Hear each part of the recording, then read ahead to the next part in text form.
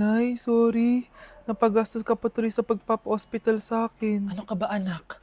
Nawala na nga sa akin yung kuya mo, di ba? Ayoko namang mawala ka din sa akin. Hello po, good morning. Dok, ano po balita? Makakalabas na po ba si Scarlett bukas? Ma'am, may good news po ako. Pwede na po lumabas si Scarlett bukas. Salamat sa Diyos! Hindi na ako magiging pabayang ina. Ayoko na maulit yung nangyari sa kuya mo. Nay, ano pala nangyari kay kuya? Hindi mo pa nakakwento sa akin yun. Ha? Bata pa yung kuya mo anak nung nawala ko siya sa palengke. Mare, magkano tong sitaw? 50 na lang sa'yo, Mare. Ang mahal naman, Mare. Pwedeng 20 na lang to. Mga laruan ba yun? Ang ganda nun na. O siya, sige na, kumare naman kita eh. Ayun yung gusto ko sa'yo eh. Tara na, anak. Anak, anong lugar na to? Nasaan yung batang yun? Nasaan na si nanay? Nay! Anak! Ate, may nakita po kayong bata dito? Ay, wala po akong nakita eh. Nasaan na ba yun? Anak! Simula noon, hindi ko na nakita yung kuya mo, Scarlett.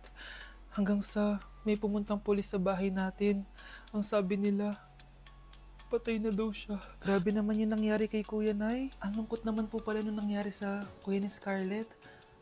Sige na po, ma'am. Kailangan ko pa pong bisitahin yung mga ibang pasyente. Sige po, Dok. Salamat po. Anak, ang importante, makakauwi ka na bukas. Opo, Nay. Makakapag-thirst trap na ako ulit.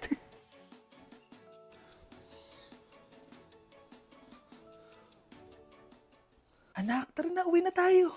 Nay, may pinapabigay pala si Doc sa'yo. Oh, ano naman kaya to?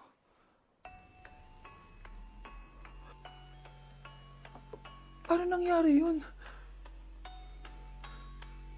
Dok, bakit ka meron neto, ha?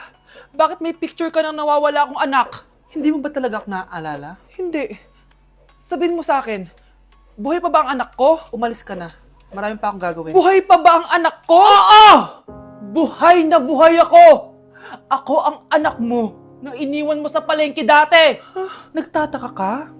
Isa na akong trans ngayon. Alam mo, buti na lang may mabait at mayamang pamilyang kumukup sa akin. Kaya maganda yung naging buhay ko. Tingnan mo, naging doktor pa ako. Kaya salamat sa'yo at iniwan mo ko. Anak, hinanap kita. Umasa ako na babalik ka. Hindi na importante yan. Ayaw na kita makita at hindi na kita kailangan. Kaya umalis ka na! Hello po. Kamusta po yung pasyente? Dok, si nanay naman yung nagkasakit. Kamusta na siya? Okay naman. Sa iba ko na lang siya ipapaasikaso, ha? Anak? Anak, please! Bakit anak tawag mo sa kanya, Nay? Sure ka ba na habang buhay ka magagalit sa nanay mo? Nakita ko results niya kanina. Anytime, pwede siya mawala. Magpapahangin lang ako. Nasaan na sila? Hello, nurse? Nasaan yung pasyente dito sa room 214? Anak?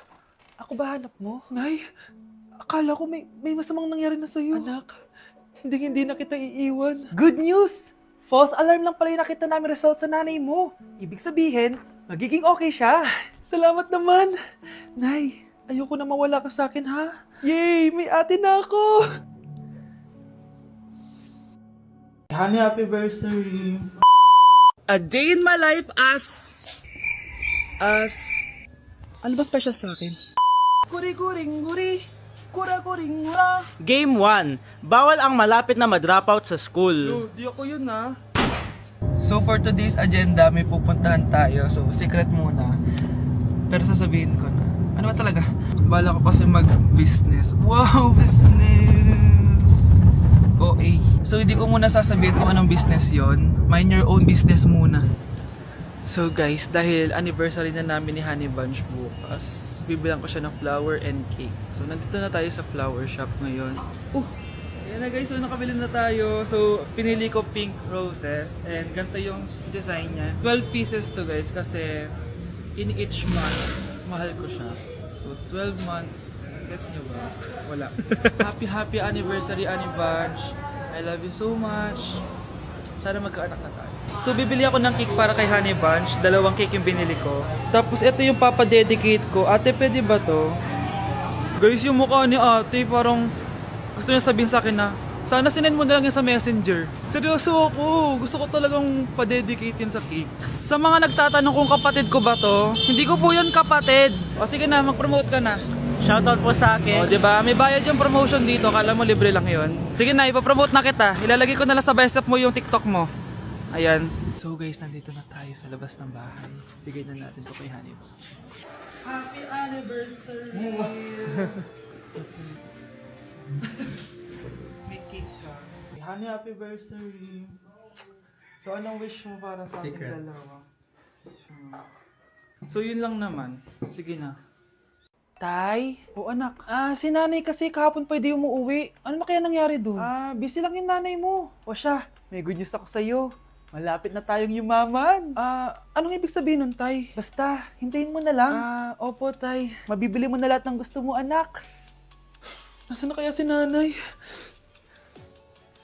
The subscriber cannot be Nay, reached. sumagot ka! Please try again later. Anak, may aasikasuhin lang ako para yumaman na tayo. Ikaw munang bantay ng bahay, ha? Tay, si nanay kasi ilang araw nang di umuwi. Wala ka pa rin bang balita sa kanya? Scarlett, di ba sabi ko sa'yo, busy ang nanay mo? Babalik din yun, huwag ka mag-alala. Sige na, ha? Kainis, wala na naman signal. Kailangan ko tawagan si nanay. Naku, Mare, tigilan mo na ako, ha? Scarlett? Aling Rosa? Bakit po? Bakit nandito ka? Hindi ba dapat nasa burol ka ng nanay mo? Burol?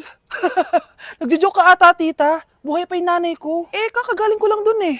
O eto, hindi ba't nanay mo yung nakaiga dyan sa kabaong? Scarlett, anong ginagawa mo dito sa labas? Tay, explain mo to. Bakit nakaburol si nanay, ha? Kaya siguro hindi siya umuwi ng ilang araw? Tay, ano? I-explain mo na sa akin. Kung bakit nakaburol si nanay, ha? Bakit ka ba naniniwala dun, ha?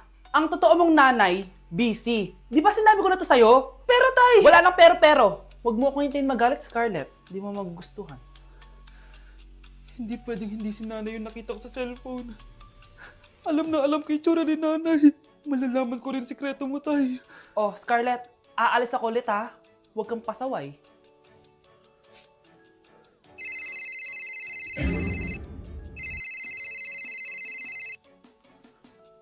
Nasa yung cellphone ko?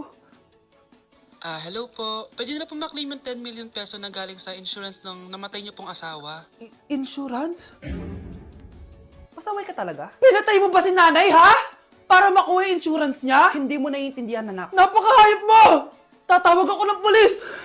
Itigil mo yan, anak! Nay, buhay ka? Oo, anak. Nagtago ako. Pag nagsumbong ka sa pulis, masisira lahat ng plano namin ng tatay mo. Hindi ko maintindihan. Ano nangyayari? Pinatay ko ang kakambal ng nanay mo. Para maniwala sila na siya talaga ang namatay. At makuha natin ng mga pera sa insurance. Sawang-sawa na ako sa buhay na to! Marami akong pangarap, anak! Gusto ko na gumanda yung buhay natin! Naririnig niyo ba yung mga sarili niyo, ha? Hindi ba kayo natatakot sa mga pinaggagawa niyo? Kung yayaman tayo sa maling paraan at sa paraan na magtatago ka sa pulis, Nay, itigil niyo na to, please! Please lang! Nay, kamusta na po kayo ni tatay? Eto anak, okay naman. Ikaw, kamusta ka na? Eto, Nay, malapit na ako matapos ng college. Sana paglabas niyo ni tatay, marami na akong ipon. Huwag kang mag-alala, anak. Konti panahon na lang. Magkakasama ulit tayo ng tatay mo. See you, Nay. Miss ko na kayo. See you soon, anak. Hey, sweetheart. Will you marry me? What's your name? Wow! Yung mga gusto ko eh. Mga suplade effect. Playing hard to get. Gusto mo manood tayo ng sine? I'll pay. No problem with that. Excuse me, may boyfriend na ako. Okay lang yun. Hindi naman ako seloso eh. Pero ang boyfriend ko, seloso. Huwag mo sabihin, kalbo na naman yung boyfriend mo. Ha? Sino kalbo? Yung pangit yung kalbo. Yan ang boyfriend ko. Sa larangan, lansangan, Ito lang. Ang boyfriend ko din to eh. Ba't nandito ka? Saan mo nasabay ka lang? Ha? Ano ba yan? Tama nga. Hindi na na. Ay, salamat, makakapagpahinga na ako. Hindi ko rin makakatulog na ako. Ano naman yan? Be, nasan yung part mo sa research, kailangan na natin yun. Kakauwi ko lang, tama? Tayo ay nasa bahay. So, ang mga schoolworks, yung mga research, iwan natin yan sa school. So, kapag kakauwi ko lang at gusto ko matulog, imbes na wag kang tumawag, anong ginawa mo? Nasaan yung research natin? Tapos mo na ba? Be, kakauwi ko lang. Hindi ako robot. Kailan ako tumawag sa'yo at nagganap ng research na kakauwi mo lang? Never. Ang tawag doon, konsiderasyon. Hindi naman tayo babagsak kung magpapahinga tayo, di ba, be? Maliliit na kasi tayo, kailangan natin magpasa. Aba, be, pwede ba ako magpahinga?